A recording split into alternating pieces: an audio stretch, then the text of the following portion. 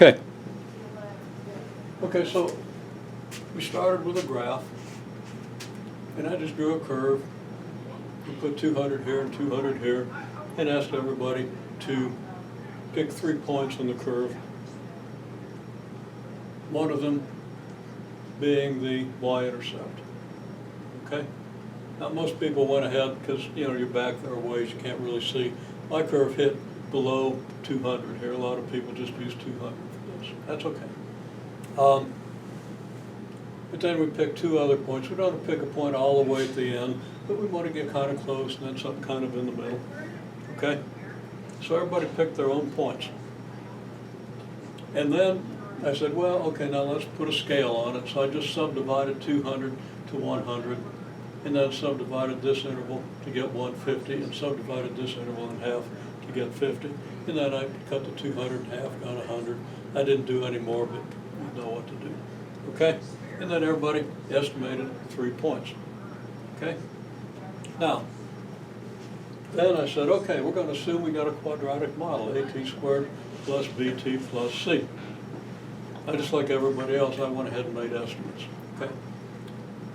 This is before we made this assumption. We're going to assume quadratic model AT squared plus BT plus C. And then I said, okay, plug in the coordinates of the first point. That is, into the quadratic model, okay? And the coordinates of the second and the coordinates of the third. Everybody did that perfectly well. In my case, the coordinates of my first point were 0 and 175. T was the 0, Y would be the 175. So I plug in zeros for T. I get A times 0 squared, B times 0, and then I get C. And on the left-hand side, I get the Y, which is 175. I did the same for 50 and 85. T was 50, so it goes here and here. 85 was the Y, so it goes here. And then the same thing with the 150 and the 25. 150 is the T, 25 is the Y, and this is what I got. Okay, then,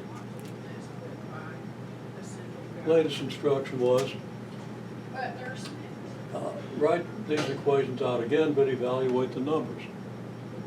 Okay, and I did walk around and square the numbers for people, so people didn't have to get their hands dirty in the calculator, but you normally use a calculator if you can't do the arithmetic.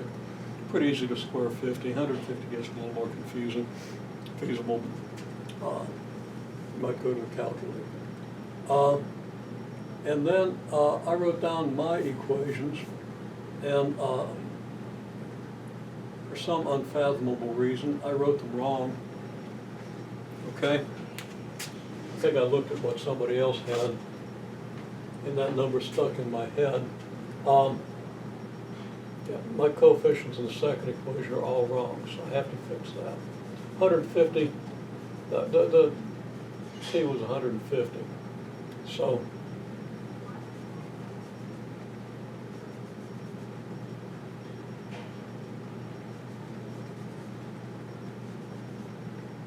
let me correct that. 150 squared is 22,500. That's times A, and then it's going to be 150 times B. And that would match my third equation. So I'm going to have to put those numbers in here.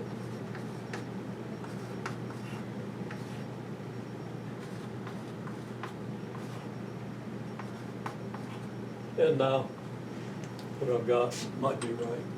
Okay?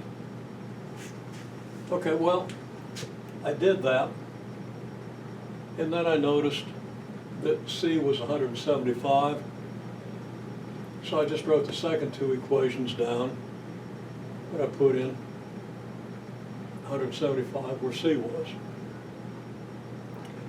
Then I put the equations into this form. I just got all the plain numbers, just the numerical, the pure numerical terms, all on the right-hand side. So I subtracted 175 from both sides, and I got these equations. Okay? So that's where we are now. And the next thing we're going to want to do is we're going to eliminate one of the variables by adding a multiple of one equation to the other. So we'll go on with that in a couple of minutes when we're sure everybody is good with this whole process.